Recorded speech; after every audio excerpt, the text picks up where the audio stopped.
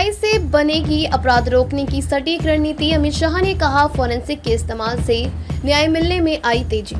नई दिल्ली, अगले 1-2 सालों में आर्टिफिशियल इंटेलिजेंस एआई का इस्तेमाल कर अपराध पर कारगर रोक लगाने की रणनीति बनेगी। सीसीटीएनएस, ई प्रिजन, ई कोर्ट, ई प्रोसिक्यूशन, ई फोरेंसिक और अपराधियों के फिंगरप्रिंट के डाटा बड़े पैमाने पर उपलब्ध होने की जानकारी देते हुए केंद्रीय गृह व सहकारिता मंत्री अमित शाह ने कहा कि इस डाटा का इस्तेमाल एआई के सहारे अपराध रोकने की रणनीति बनाने में की जाएगी। इसके साथ ही उन्होंने 3 नए आपराधिक कानूनों के लागू होने के बाद सजा दर में हुई बढ़ोतरी का हवाला देते हुए आने वाले समय में सही मायने में कानून का शासन लागू होने का भरोसा जताया। नई दिल्ली के विज्ञान भवन में आयोजित अखिल भारतीय न्यायालयिक विज्ञान सम्मेलन को संबोधित करते हुए शाह ने कहा कि अभी देश में सजा की दर 54% है, यानी लगभग आधे आरोपी अदालत से छूट जाते हैं। उन्होंने कहा कि नए आपराधिक कानूनों के लागू होने के बाद न त्वरित न्याय मिलने लगेगा बल्कि सजा की दर भी 30% बढ़ गई है।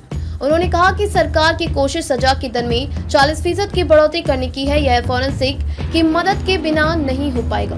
उन्होंने कहा कि आने वाले समय में भारत से सजा की दर दुनिया में सबसे अच्छी होगी। अमित शाह ने कहा कि नए आपराधिक कानूनों में 7 साल से अधिक सजा के मामले की जांच के लिए लगभग 30,000 फोरेंसिक एक्सपर्ट की जरूरत का अनुमान है, लेकिन national forensic science university NFSU से हर साल 32,000 फोरेंसिक एक्सपर्ट पढ़कर निकलेंगे।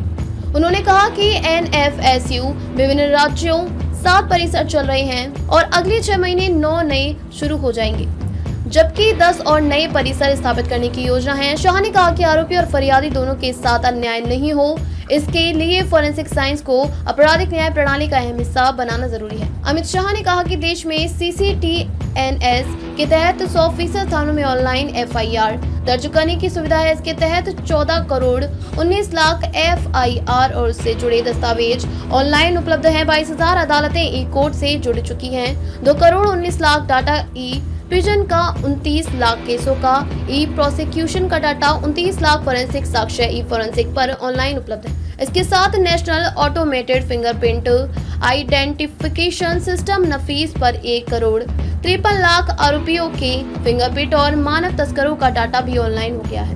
उन्होंने कहा कि अलग अलग उपलब्ध इन डाटा को आपस में जोड़ने और आर्टिफिशियल इंटेलिजेंस के माध्यम से इसका विश्लेषण किया जाएगा, जिससे अपराध रोकने की सटीक रणनीति बनाने में मदद मिलेगी।